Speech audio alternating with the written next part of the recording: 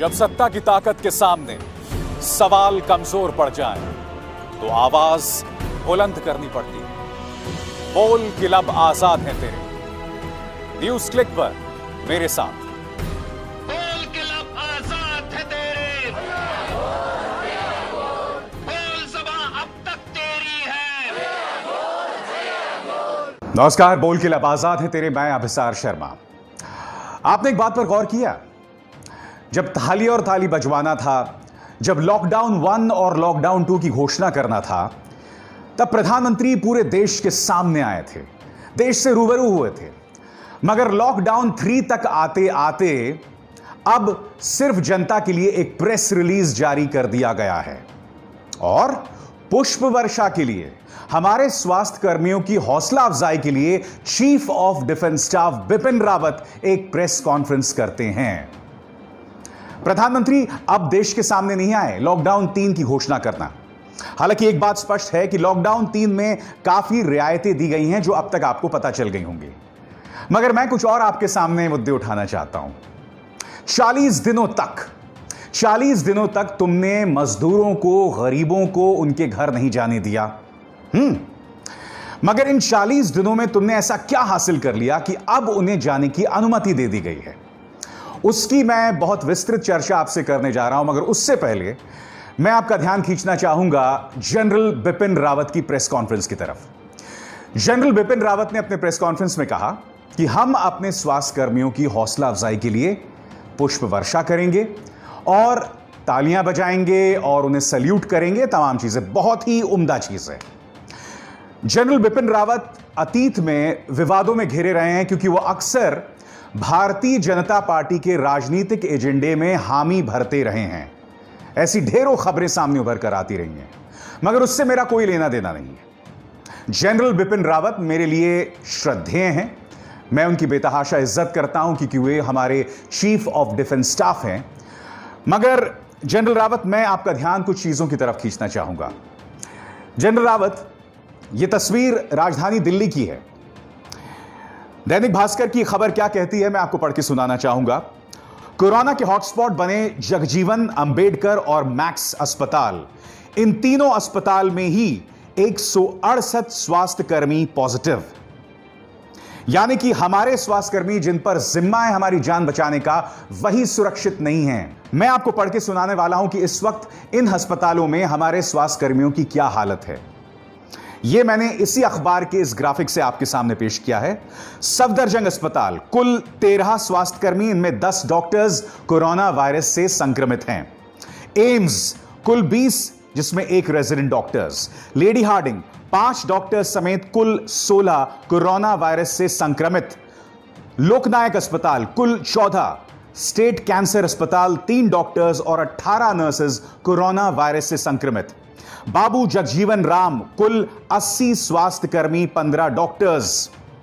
यह मैंने आपको एक छोटी सी झलक दी है। आपको अगर मैं पूरी झलक दिखाऊंगा ना तो आपके होश जो हैं वो फाख्ता हो जाएंगे। यही नहीं जनरल बिपिन रावत, आपके सामने ये एक और खबर।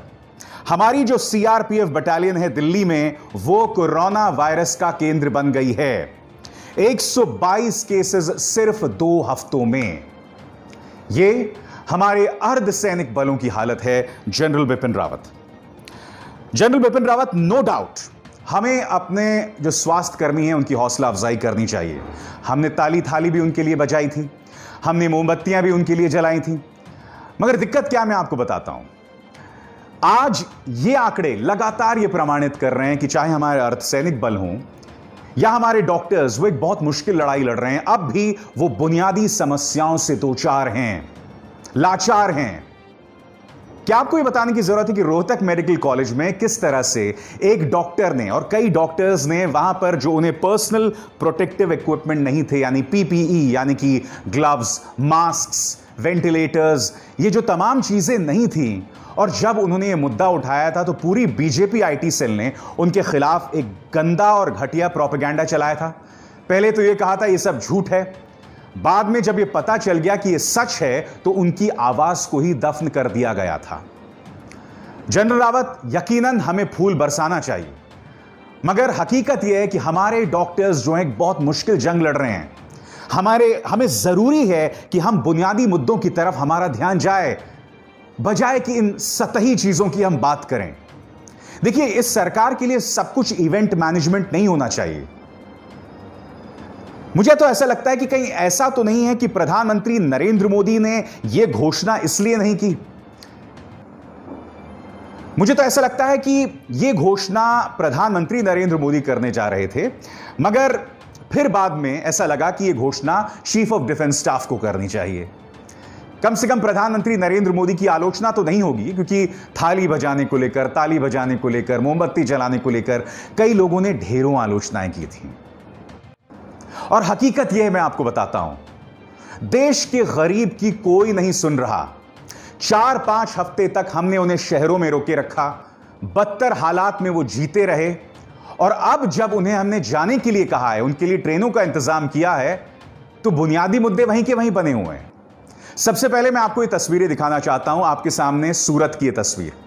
सूरत में 1 नहीं 2 नहीं 3 बार मजदूर सड़क पर आ गया है, मगर इसकी कोई कवरेज नहीं हुई। ये लगातार शिकायत कर रहे हैं कि गुजरात के अंदर उनके हालात बद से बदतर हैं, उनकी आवाज कोई नहीं सुन रहा। फिर जब बांद्रा में मजदूर सामने उभर कर आए थे, तो मीडिया के एक बहुत बड़े धड़े ने इन्हें भाड़े का टट्टू कहा था, इन्हें एक्टर्स कहा था, पैसे के लिए यहां पर इकट्ठा हो गए थे। और यही नहीं, क्योंकि वहां एक मस्जिद था, तो उसे यह भी कह दिया गया कि इन मस्जिद के भड़काने पर यह गरीब मजदूर यहां पहुंचे हैं। अब हमने इनके ट्रेनों के लिए इंतजाम कर दिया है, मगर उसकी चर्चा करने से पहले मैं आपको यह तस्वीर दिखाना चाहूंगा कि इस देश के गरीब की हालत क्या है। यह एक क्वारंटीन सेंटर है। यहां पर फाटक के उस पीछे, उस लोहे के फाटक के उस पीछे कुछ गरीब मजदूर हैं, और आप देख सकते हैं इन्हें किस तरह से बिस्किट्स दी जा रही हैं, खाने की चीजें दी जा रही हैं। इससे बहुत ही बदतर हालत आपको याद होगा आगरा में थी, और अब ये दोनों तस्वीरें आपके सामने हैं। यह हालत है क्वारंटीन सेंटर्स में हमारे गरीबों की, जब उनकी देखभाल करने वाले भी उनकी देखभाल करने में इस तरह से कतराते हैं, इस कदर उनके जहन में डर होता है। ये वो तमाम समस्याएं हैं जिसकी तरफ हमारा ध्यान जाना चाहिए, मगर इसकी तरफ बिल्कुल ध्यान नहीं जा रहा। उससे भटकाने का पूरा मानो एक प्लान हमारे सामने है।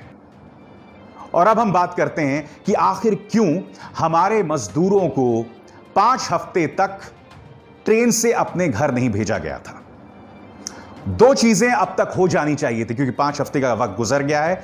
नंबर 1, जो भी गरीब अपने घर जाए उसकी सही तरीके से टेस्टिंग हो, ताकि अगर उसमें कोरोना वायरस है तो वो गांव ना पहुंच सके। नंबर 1।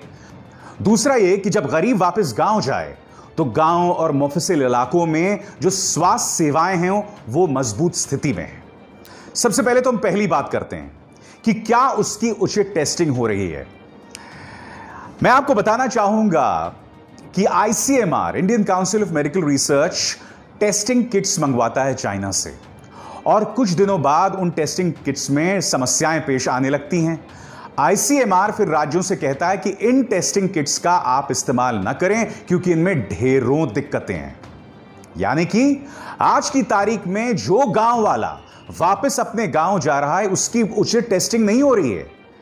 उसका सिर्फ आप तापमान देख रहे हैं, टेम्परेचर देख रहे हैं, और वो गांव जा रहा है। मैं आपको याद दिलाना चाहूंगा कि केंद्र सरकार ने सुप्रीम कोर्ट में यह आशंका जतलाई थी कि 10 में से 3 लोग जो गांव जा रहे हैं, आज से कुछ दिनों पहले की बात है, 10 में से 3 लोग जो गांव वापस जा रहे हैं वो कोरोना वायरस से संक्रमित हो सकते हैं।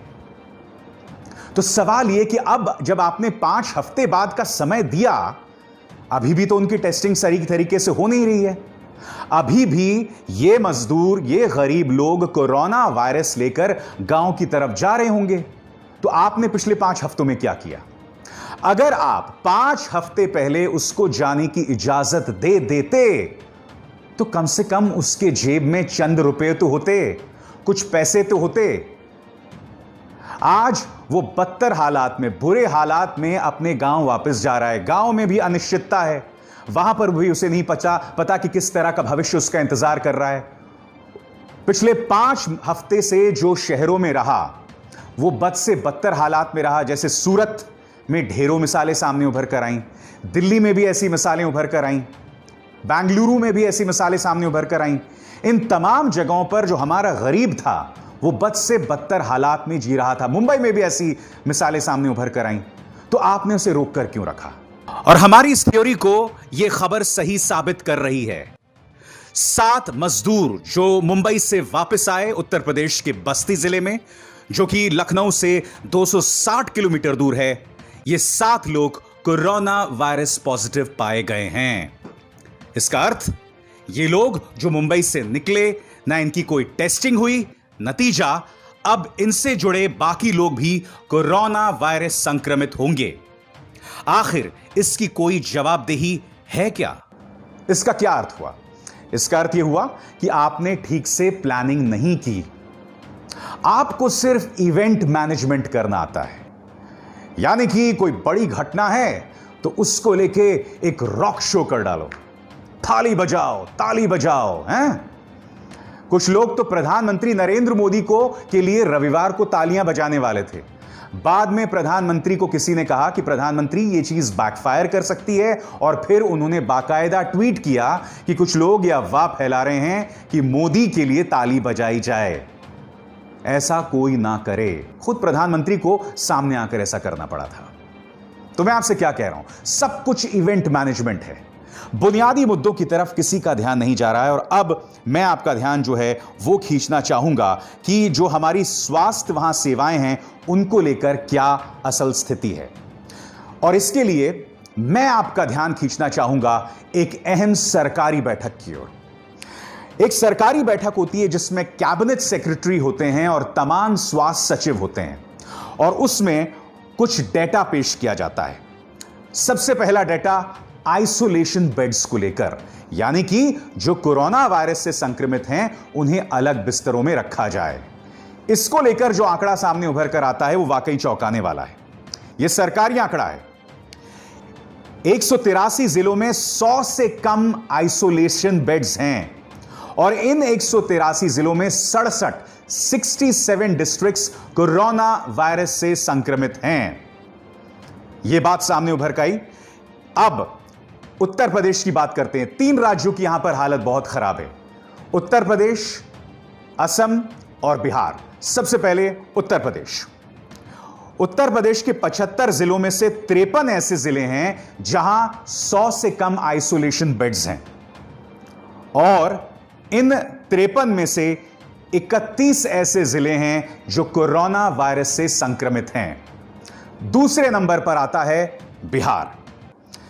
बिहार में कुल 38 जिलों में से 20 ऐसे जिले हैं जहां 100 से कम आइसोलेशन बेड्स हैं। आइसोलेशन बेड्स वो, यानी कि अगर आप कोरोना वायरस से संक्रमित हैं तो आपको अलग बिस्तर दिया जाए। और इन 20 में से 9 ऐसे जिले हैं जहां कोरोना वायरस फैला हुआ है। तीसरे नंबर पर असम। असम में कुल 33 जिलों में से 19 ऐसे जिले हैं जहां 100 से कम आइसोलेशन बेड्स हैं, और इन 19 जिलों में से 6 ऐसे जिले हैं जो कोरोना वायरस पॉजिटिव हैं। यह अपने आप में बहुत चिंतित करने वाली बात है। यह बात तो हो गई आइसोलेशन बेड्स की। अब हम बात करते हैं ICU beds, intensive care unit की जो काबिलियत है, क्षमता है। इस सरकारी मीटिंग में यह बताया गया कि भारत में 143 ऐसे जिले हैं जहां कोई भी आईसीयू बेड्स नहीं हैं, एक भी आईसीयू बेड्स नहीं है। और इन 143 जिलों में 47 ऐसे जिले हैं जो कोरोना वायरस संक्रमित हैं। यहां पर भी उत्तर प्रदेश जो है सबसे ऊपर है, यानी कि उत्तर प्रदेश एक ऐसा राज्य है जहां 34 जिलों में एक भी आईसीयू बेड नहीं है। मध्य प्रदेश दूसरे नंबर पर है। यहां पर मध्य प्रदेश के 31 जिलों में एक भी आईसीयू बेड नहीं है, और इन 31 जिलों में से 11 ऐसे जिले हैं जो कोरोना वायरस संक्रमित हैं। यह मुद्दा मैं आपको क्यों बता रहा हूं? यह मुद्दा मैं आपके सामने इसलिए रख रहा हूं कि हमारी जो तैयारी है हमारे गांव में, हमारे जिलों में, वो नाकाफी है। तो फिर से मैं वो आपसे सवाल पूछना चाहता हूं, इतने दिनों तक आपने हमारे मजदूरों को, गरीबों को क्यों रोक कर रखा? पहले 5 हफ्ते पहले ही आप इंतजाम कर देते उनके घर जाने को लेकर, क्योंकि आपने कोई तैयारी नहीं की इन 5 हफ्तों में। इस खबर के मुताबिक आज की तारीख में आपके पास सही टेस्टिंग किट्स भी नहीं है, यानी कि गरीब मजदूर जो गांव जा रहा है, हम यह भी नहीं पता लगा पा रहे हैं कि वो कोरोना वायरस से संक्रमित है या नहीं है, वो ऐसे ही जा रहा है। नंबर 2, अब वो जा तो रहा है, मगर अगर वहां पर कोरोना वायरस का ज्वालामुखी फट पड़ता है तो क्या वहां पर तुमने पिछले 5 हफ्तों में उचित इंतजाम किए? जवाब है ना। और एक और मुद्दे की तरफ मैं आपका ध्यान खींचना चाहूंगा। क्या आप जानते हैं कि शुक्रवार को प्रधानमंत्री ने एक अहम बैठक बुलाई। प्रधानमंत्री ने देश की शिक्षा की जो मौजूदा व्यवस्था है उस पर उन्होंने चर्चा की, और इस खबर के मुताबिक जो आपके स्क्रीन पर है, Prime Minister Narendra Modi on Friday deliberated on reforms required in the education sector, including the National Education Policy, यानी कि राष्ट्रीय शिक्षा नीति में किस तरह के सुधार चाहिए, इस पर उन्होंने चर्चा की। इस खबर के मुताबिक उन्होंने इस बात पर भी गौर किया कि किस तरह से इस वक्त हमारे तमाम स्कूल्स जो बंद हैं वहां पर ऑनलाइन क्लासेस हो रही हैं और कई जगहों पर बहुत अच्छे से हो रही हैं। देखिए, जहां तक सरकारी स्कूल्स हैं जिन्हें सरकार की तरफ से पैसा मिलता है वो तो चल जाएंगे बाद में। यही नहीं, जो बड़े प्राइवेट स्कूल्स हैं जिनके पीछे बड़े बड़े ट्रस्ट्स हैं वो भी चल जाएंगे, वो भी चलते रहेंगे। मगर हो क्या रहा है, चूंकि ये स्कूल्स बंद हैं, कई जो प्राइवेट स्कूल्स हैं, और ये मुद्दा बहुत अहम है, इसको ध्यान से सुनिएगा। मैं चाहता हूं अगर सरकार मेरी इस बात को सुन रही है तो इस पर गौर करे। जो प्राइवेट स्कूल्स हैं, छोटे छोटे जो प्राइवेट स्कूल्स हैं जहां हमारे काफी बच्चे पढ़ते हैं, जिनके पीछे बड़े बड़े ट्रस्ट्स नहीं हैं, जिनके पास पैसे नहीं हैं, चूंकि उन्हें फीस नहीं मिल रही है, चूंकि उनकी हालात खराब हैं, इसके चलते ये स्कूल्स बंद हो जाएंगे। इन स्कूल्स के लिए अपना काम करना बहुत मुश्किल हो जाएगा, क्योंकि स्कूल्स बंद हैं, फीस नहीं दे पा रहे हैं हम, इसके चलते इन स्कूल्स की बेतहाशा दिक्कतें हैं।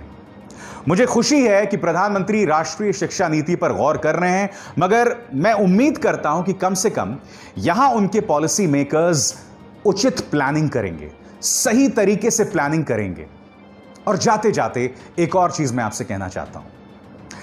यह खबर सामने उभर कर आई है कि केंद्र सरकार ने राष्ट्रपति भवन और उसके आसपास के इलाकों के सौंदर्यीकरण की जो योजना है उस पर अंतिम मोहर लगा दी है। इस वक्त क्या इस चीज की जरूरत है? क्या दिल्ली में राष्ट्रपति भवन, संसद भवन और वो जो पूरा इलाका है उससे ज्यादा खूबसूरत कोई जगह है? तो उसमें तुम हजारों करोड़ों रुपए क्यों लगा रहे? बताओ। और यही नहीं, क्या यह जरूरी नहीं है कि सरकार इस बात की घोषणा करे कि तुम बुलेट ट्रेन योजना है उस पर लगाम लगा दो? मैं जानता हूं कि सब कुछ इस सरकार के बारे में इवेंट मैनेजमेंट है, मगर आज देश के सामने उससे ज्यादा गंभीर चुनौती है जिससे आप और हम बच नहीं सकते। आंखें मूंद लेने से वो समस्या भाग नहीं जाएगी मित्रों। बोल के लब आजाद है तेरे में, बस इतना ही। मेरी आप सबसे अपील कि इस कार्यक्रम को ज्यादा से ज्यादा लोगों तक पहुंचाएं, इसे लाइक करें, शेयर करें और न्यूज क्लिक के हमारे चैनल को न सिर्फ सब्सक्राइब करें बल्कि उस बेल आइकन को भी जरूर दबाएं। नमस्कार।